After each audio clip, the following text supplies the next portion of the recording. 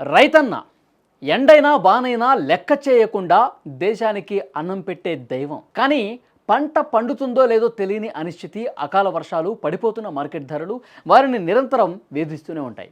ఒక పంట నష్టపోతే రైతు వేరే వారిని ఆశ్రయించక తప్పదు.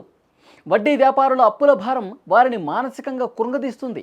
రైతు అభివృద్ధికి తమ వంతు సాయంగా ఏపీ ప్రభుత్వం రైతుకు బాసటగా నిలుస్తుంది. అందుకే వారికి సాయంగా త్వరలోనే రైతుల అకౌంట్లో ₹1,00,000 జమ చేయబోతున్నారు. ఏపీలో పంటలు సాగు చేసే కౌలు రైతులు ఎదుర్కొంటున్న ఆర్థిక ఇబ్బందులు, ముఖ్యంగా వడ్డీ వ్యాపారుల వద్ద అధిక వడ్డీకి అప్పులు చేయాల్సిన దుస్థితిని గుర్తించిన ప్రభుత్వం వారికి అండగా నిలిచింది. వ్యవసాయాన్ని ప్రోత్సహించే లక్ష్యం అర్హులైన కౌలు రైతులకు 1,00,000 వరకు రుణం ఇచ్చేందుకు అధికారికంగా ప్రణాళిక సిద్ధం చేస్తోంది.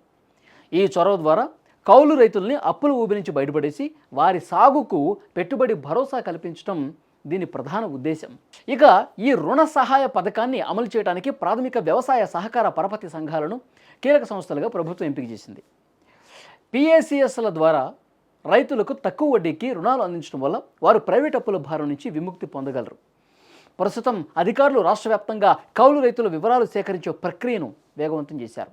ఈ వివరాల సేకరణ పూర్తయిన వెంటనే అర్హులైన లబ్ధిదారులకు రుణాలు మంజూరు చేసే ప్రక్రియ ప్రారంభమవుతుంది.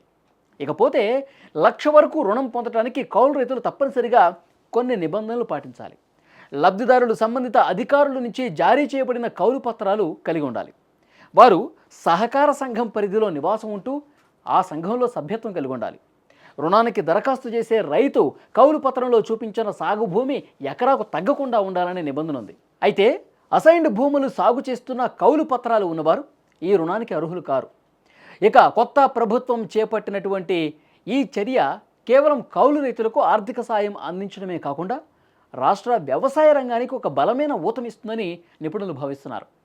కౌలు రైతులు ధైర్యంగా పెట్టుబడి పెట్టి పూర్తి స్థాయిలో పంటలు పండించడానికి ఈ రుణాలు ప్రేరణగా నిలుస్తాయి. అయితే ప్రభుత్వం తీసుకున్న ఈ నిర్ణయంపై కౌలు రైతులు సైతం హర్షం వ్యక్తం చేస్తున్నారు.